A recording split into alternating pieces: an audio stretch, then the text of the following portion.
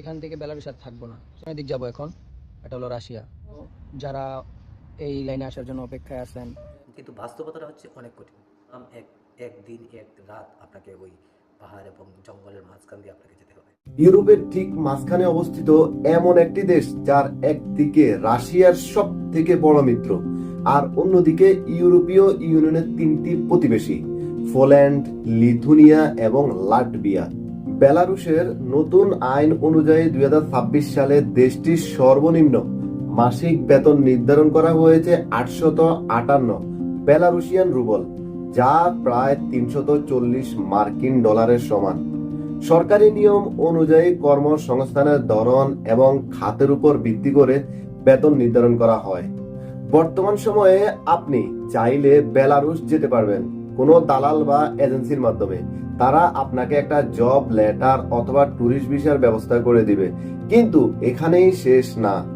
Job letter বলেন অথবা tourist ভিসায় বলেন, যেই ভিসা আপনি বেলারুশ যাবেন, যখন আপনি বেলারুশ এয়ারপোর্টে নামবেন তখনই শুরু হবে আপনার আসল পরীক্ষা।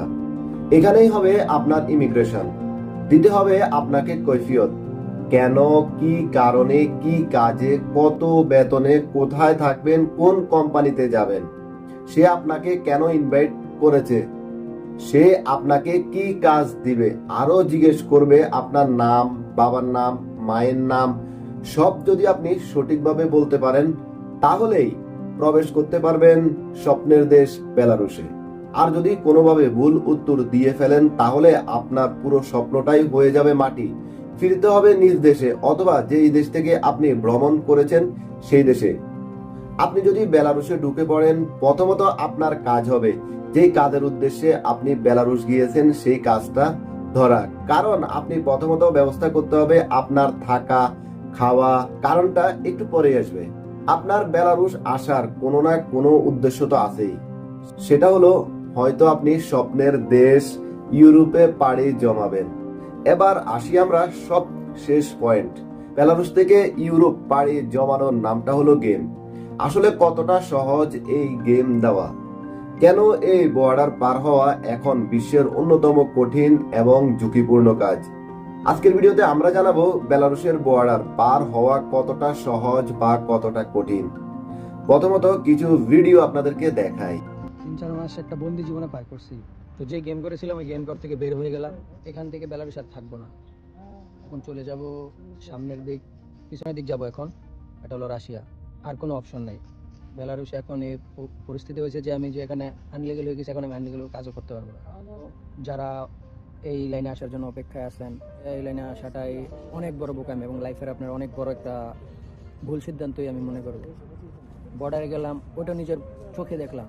3-4 বার আমি ট্রাই করলাম, নিজের চোখে দেখলাম এতটা হার্ড, এতটা কঠিন, এখন প্রায় ঢুকাই অসম্ভব। হয়তো আপনার এজেন্সি বা দালাল বা যারা গেম দেওয়ায় তারা আপনাকে বলবে কোনো সমস্যা নেই, রাস্তা একদম ক্লিয়ার, আপনাকে পুলিশ পার করে দিবে। কিন্তু বাস্তবতাটা হচ্ছে অনেক কঠিন। আপনি যখন বেলারুশ থেকে আপনি যখন পোল্যান্ড বর্ডার পর্যন্ত যাবেন, আপনার হয়তো আপনার দালাল বা এজেন্সি আপনাকে বলবে যে 10 থেকে 15 মিনিট হাঁটলে আপনি যেতে পারবেন। আপনাকে মিনিমাম একদিন এক রাত আপনাকে ওই পাহাড় এবং জঙ্গলের মাঝখান দিয়ে আপনাকে যেতে হবে। এটা হচ্ছে সবচেয়ে ধ্রুব সত্যি কথা। মিনিমাম আপনাকে 24 ঘন্টা আপনাকে হাঁটতে হবে।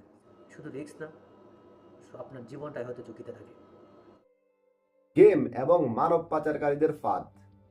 অবৈধভাবে বর্ডার পার হওয়াকে দালালরা বা অভিবাসীরা আঞ্চলিক ভাষায় গেম বলে থাকে। মানব পাচারকারীরা সোশ্যাল মিডিয়া বা টিকটকে লোভনীয় বিজ্ঞাপন দেয় যে বেলারুশ হয়ে খুব সহজেই আপনি স্বপ্নের দেশ জার্মানি, ইতালি, ফ্রান্স, পোল্যান্ড মানে বিভিন্ন দেশে পাড়ি জমাতে পারবেন।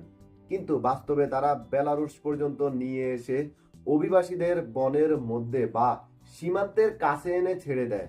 কারণ বেলারুশ বর্ডারে এসে তাদের আর কোনো কিছু করার থাকে না, কেননা এখানে সব সময় থাকে বেলারুশ এবং পার্শ্ববর্তী দেশের বর্ডার গার্ড। যদি পার হওয়া এতটাই সহজ হতো তাহলে দৈনিক লক্ষ লক্ষ মানুষ এই বর্ডার দিয়েই পার হতো। তারপরেও কিন্তু এই বর্ডার দিয়েই দৈনিক শত শত মানুষ যাচ্ছে স্বপ্নের দেশ ইউরোপে। বেলারুশ এবং পোল্যান্ড লিথুনিয়ার সীমান্ত একটি মূলত বিয়ালুবিয়েজা নামক একটি বিশাল আদিম বনভূমি এবং জলাশয়ের দ্বারে বেষ্টিত। আপনাকে এই বন, জলাশয়, পাহাড় পর্বত পাড়ি দিয়েই তারপরে যেতে হবে স্বপ্নের দেশ পোল্যান্ড, লিথুনিয়া বা লাটভিয়াতে। এটা কতটা সহজ বা কতটা কঠিন হতে পারে আপনার জন্য, সেটা আপনাকেই বিবেচনা করতে হবে। হাড় কাঁপানো ঠান্ডা শীতকালে এই অঞ্চলের তাপমাত্রা -15 থেকে -25 ডিগ্রি সেলসিয়াসে নেমে যায়। বনের ভেতর খোলা আকাশে থাকার কারণে হাইপোথার্মিয়া আক্রান্ত হয়ে প্রতি বছর বহু মানুষ মারা যায়। 2021 সালের সংকটের পর পোল্যান্ড, লিথুনিয়া এবং লাটভিয়া তাদের বেলারুশ সীমান্তে কয়েকশো কিলোমিটার দীর্ঘ এবং প্রায় 5 থেকে 6 মিটার উঁচু লোহার দেয়াল সাথে তার কাটার বেড়া নির্মাণ করেছেন। এই দেওয়ালগুলোতে অত্যাধুনিক থার্মাল ক্যামেরা, মোশন সেন্সর এবং নাইট ভিশন প্রযুক্তি বসানো আছে।